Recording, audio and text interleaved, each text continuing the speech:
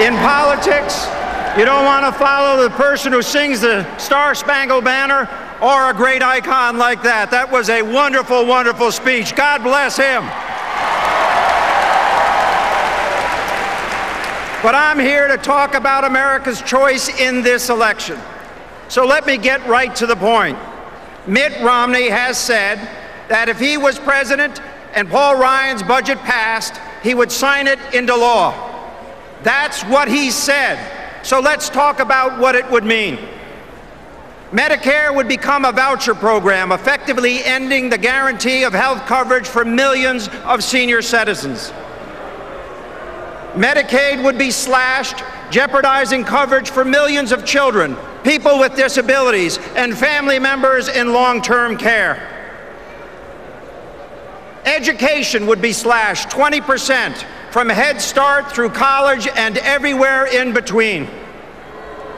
And all of these cuts are being done so Romney can give a tax cut of $265,000 to your average millionaire. And he would continue billions of dollars of subsidies for big oil. We Democrats have nothing against people who've earned their wealth. We salute their hard work and their good fortune.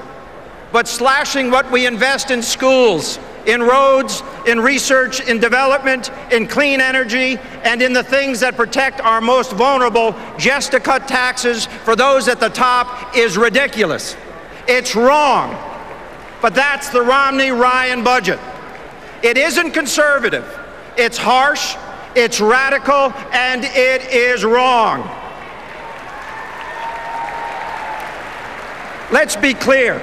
It would shred the safety net that protects the middle class and those striving to be in the middle class. It would undermine FDR's New Deal, unravel Harry Truman's Fair Deal, and leave us with Mitt Romney's Raw Deal. President Obama and we Democratic governors believe something very different. We believe that a budget is more than just a bunch of numbers. It is a document that reflects our values.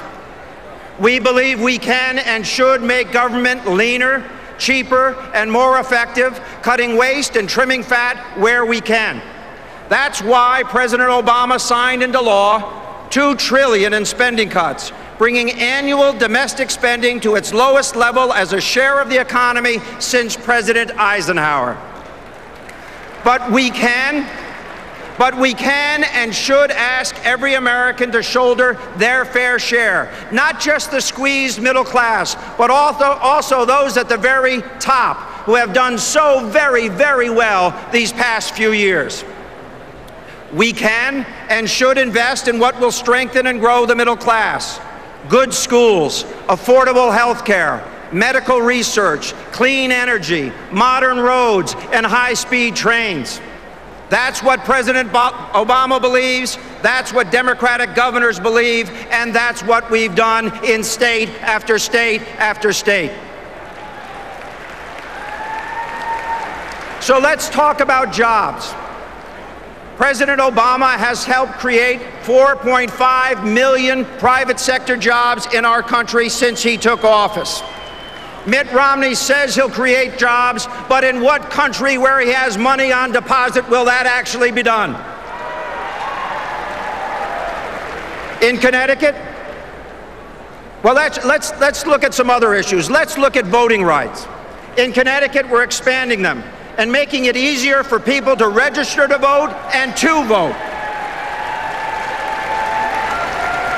The Republican governors in states that they control have taken 19 states. They've engaged in a systemic effort to disenfranchise millions of African Americans, Hispanics, and senior citizens as they try to undermine the fairness of this election.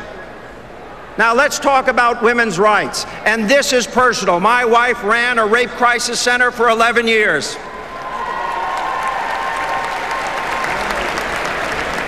The Republicans want to take away a woman's right to choose, even if she is a rape victim. That's in their platform. That is what they believe. Put it this way, that's why there are 3 reasons that everyone should vote for Barack Obama over Mitt Romney. Your sister, your mother, and your daughter. Let's stand for them. Let's stand for the women of America. As Democrats, we have a deep and abiding belief. A belief that America is full of people from all walks of life. People who are good and decent and work hard.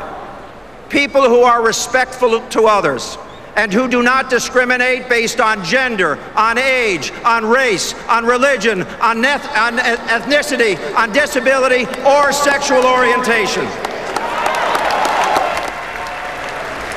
We need to fight for our children, fight for our senior citizens, fight for women's rights, fight for the middle class, and fight for our country's future. That's why we need to fight for Barack Obama. Thank you. God bless you. God bless the United States of America. Thank you very much.